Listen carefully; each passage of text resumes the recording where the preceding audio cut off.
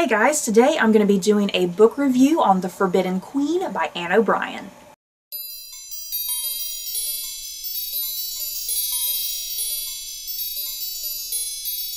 The Forbidden Queen by Anne O'Brien tells the story of Catherine de Valois, Princess of France, wife of King Henry V, mother of King Henry VII, and the woman who would create the Tudor dynasty.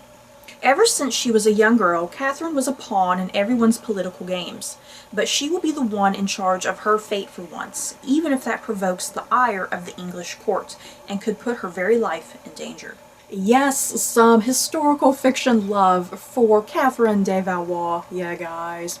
And okay, this is not the first historical fiction for Catherine de Valois, but still, every time I do see something for this woman, I kind of get a little excited inside because she needs more. She needs more recognition. She needs more love. I mean, considering what she created, you know, the Tudor dynasty. And why I say that I love every time I see a book about her, it's just because of her really remarkable story, because her story has the makings of a good novel. Because she starts off in life as a princess of France. Her father is kind of a bit of a mad king, if you will, and then she in turn eventually marries the British King Henry V, and he dies tragically young, and she's only able to provide one sole heir to the British throne, that being King Henry VI. And then, yeah, eventually she marries Owen Tudor. They start up the Tudor dynasty later on down the road. So, yeah, I mean, there's a rich history and depth there that's very fascinating with her and to experience with her as a character. Plus, you got a lot of political drama and political intrigue and a little bit of romance thrown in there. Like I said, the makings of a great novel right there. You got everything. So just to focus on a bit of the writing and maybe some of the structure of the novel, I really did enjoy Anne O'Brien's writing style. I believe this was my first Anne O'Brien, if I'm not mistaken, because I know she's written a lot of historical fiction, but I've never picked any of it up until now. Yeah, I really liked her writing style. She made it simple and easy. And the way Anne O'Brien structures this novel, she divides the novel up into three distinct parts of Catherine's life. The first part of the novel is her life as a princess of France, and then her eventually marrying King Henry V of England. And then the second bit of the novel is her infatuation with the Englishman Edmund Beaufort. And then the last chunk of the novel is her romance and marriage to Owen Tudor. And the thing is, this novel, it's still a pretty lengthy novel. It comes in right at about 500 pages, but still, that's a lot of narrative to cover with this lady.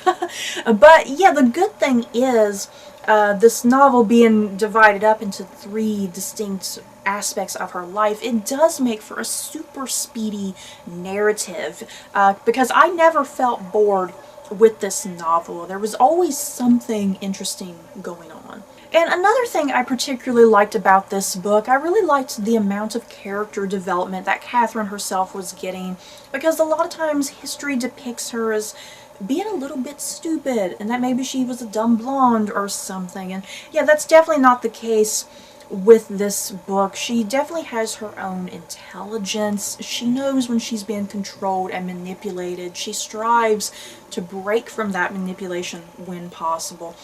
But yeah, I mean, I liked her character journey, because she does start off as a bit naive initially, you know, thinking, oh, I'm going to go into this great romance with the King of England, you know, but there's kind of a little bit more going on. You know, she doesn't entirely realize she's just a political pawn in the games of France and England. But yeah, she's a bit naive initially, but then later she kind of gets out of that naivety a bit. And then, yeah, she has her flirtatious side, but her flirtatious side gets her in a bit of trouble at some point. It kind of breaks her heart. It strikes the ire of the English court. So yeah, here comes Owen Tudor later, that she's a bit more careful around, but she can't help it because she loves him, so what is she to do? So yeah, a lot of development for her, and her really coming into her own, trying to rule her own fate and destiny and not let the men control it for her.